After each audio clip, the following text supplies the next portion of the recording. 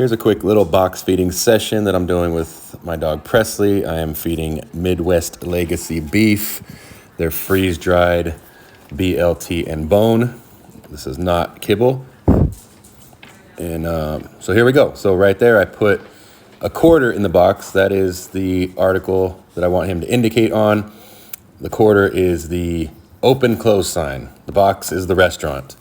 So box feeding helps create a more stable dog, builds a dog's resilience, builds their confidence, helps them stay focused and on task. It is similar to meditation that human beings might do. So it's about teaching the dog to stay focused on the task of keeping their head in the box despite external stimuli and things going on around them, etc. So I'm doing it with Presley here, and I haven't done it with him for a while, and so he's going to default to path of least resistance, which is if I sit and look pretty, look like a good boy, that's how I get food. I didn't teach him that. It's just very natural for dogs to do that, and he had been taught that in the past, most likely. Most people teach their dog to sit and then give them food. So the only way that food's going to come to him is when his head's in the box. With him, I didn't start out with food in the box initially. I just put the quarter in there, and so he needs to put his head in for food to start happening. If you're just starting a dog out on box feeding, I do suggest putting food in the box before you let them out or unleash them or let them go to the box, so that the box is already seated with food, so that putting their head in, they immediately get food, rather than Presley's a little more advanced, so I want him putting his head in there, holding for even 1 or 2, maybe 3 seconds, then I drop a piece of food in. So, because I'm only dropping one at a time, so he's staying in there even after he eats, for the most part. So, and then he goes back to it. Even though there's nothing in there, he's putting his head back in. He's re-engaging in hopes that the food's going to drop. So as long as that quarter's in there, the restaurant's open, just keep your head in there, indicate on that quarter, the article.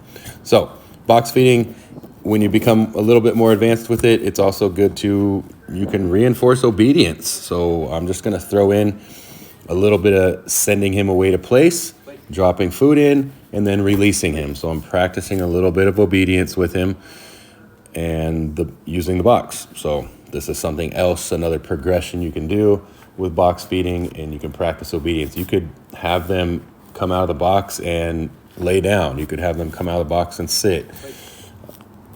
Sky's the limit. I mean, it's very, very up to you what you want to do with box feeding, how you want to progress it. You could call them away from the box and have a little play session, a little bit of tug of war, throw a ball, and then boom, bring him back to the box. You can do anything.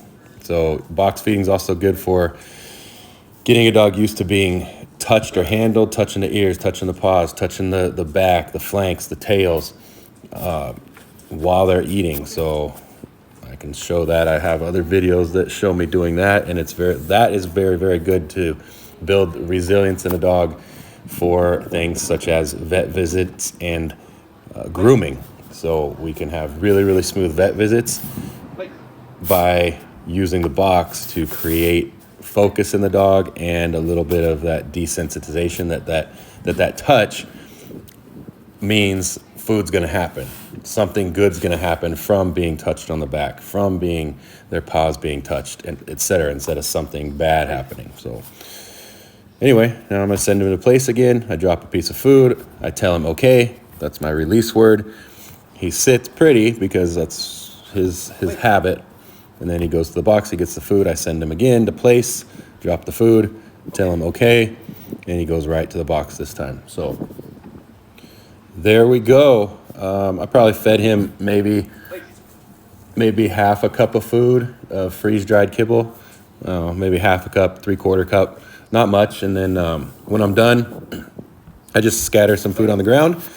I take the quarter out of the box. I'm going to leave the box there so that he can go back to it and he can see that the restaurant is closed, that quarter is gone. The article that I had him indicating on is gone. So I remove the quarter.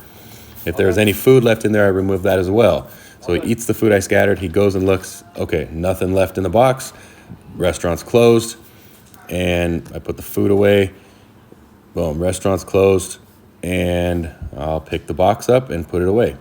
Now there's probably a little bit of crumbs left in there, so he ends up licking that. But hopefully you get the idea. He just knows that, he just learns that food's not dropping anymore if that quarter is not in the box. Hope that helps.